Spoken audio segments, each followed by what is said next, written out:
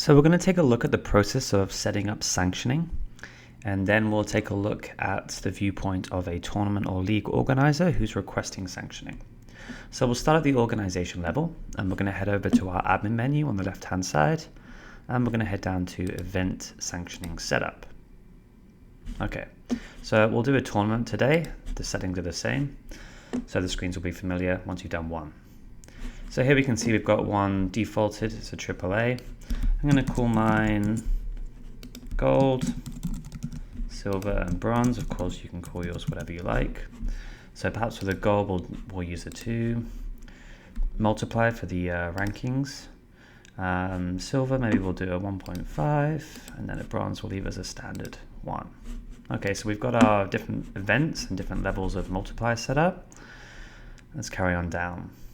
So here we can enter any sanctioning conditions that they're going to have to abide by, whether it's fees, regulations, anything, any sort of information that they're going to need to agree to. We can type in here, and they'll have to agree to it before they send off the request.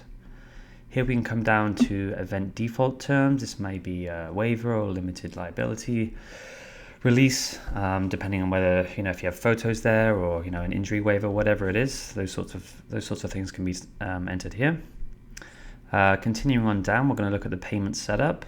This is pretty simple, whether we're going to be paying out to the organizer or whether you're going to be receiving the funds as the organization.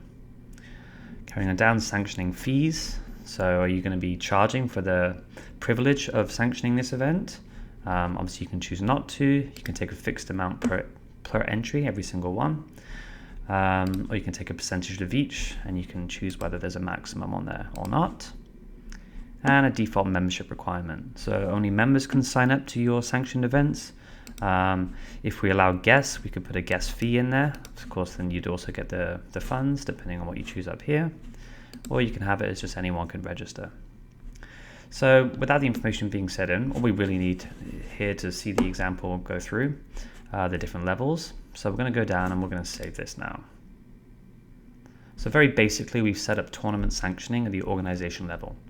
So let's see what that looks like. So we're going to go over here. I've already created a tournament for us to check out. I've called it a gold event. So we're going to be looking to get the gold sanctioning level. So from the tournament admin, we're going to go to request sanctioning. So we're going to find our governing body. We just called it organization. And here we can see the levels that we set up. So gold, silver, bronze. So this is a gold event. So we'll go for the 2 multiplier. Obviously, any details that you've entered here, you're going to have to agree and accept. And then you're going to submit the sanctioning request. Okay, so we've got the green box. The request has been submitted. So now the organization, we're going to head back here and take a look. So in the menu here on the left, we're now going to go to applications. We've already done the sanctioning setup. So this is where we come and approve them or reject them. And here we can see it pending. Date submitted, and that's that tournament we just looked at. So we'll take a look. Okay, here's the application, the details about it. If we want, we can actually change the rating. Perhaps, they didn't quite meet the requirements for gold, so you might want to make it a silver, as an example. And we can carry on down, obviously the information all agreed to. The membership requirement, again, you can change this if you want to, but we left it as anyone can register, so we'll do that. So great, so we can approve the application at the organization level. It's now been approved, there's no pending applications. So now if we go back to the gold event, we now have a fully sanctioned event, and the multiplier will be 1.5 as we change it to silver. But that's basically how sanctioning works. The organization sets it up, whether it's a tournament or a league, the organizer will request sanctioning. That request will then get sent to the organization to approve, reject, or modify, obviously, during the process. And there you have it, sanctioning from start to end.